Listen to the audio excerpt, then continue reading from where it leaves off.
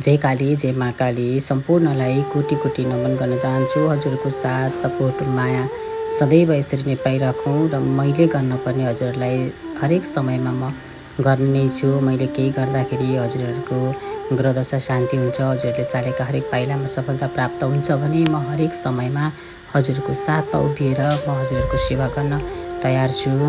आज चाहिँ विशेष गरी हजुरहरू सम्पूर्णको राम्रो होस् भनेर चाहिँ मैले माई भगवतीको सामुन्ने आएर धुप बाती गरेर चाहिँ हजुरहरूको सबैको नकारात्मक ऊर्जाहरू हटाइ दिनुहोस् भगवती भनेर पुकार गरेको छु।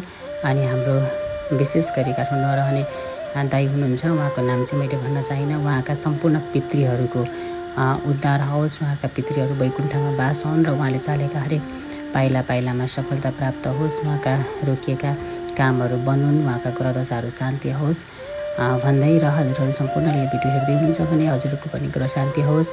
आफ्ना प्रिय साथीहरूलाई सेयर गरी हजुरहरूले कमेन्टमा जय माँ काली, जय माँ भगवती लेखी कमेन्ट गर्नुहोस् र हजुरहरूको पनि राम्रो होस् र सम्पूर्णको राम्रो होस्। जय माँ भगवती।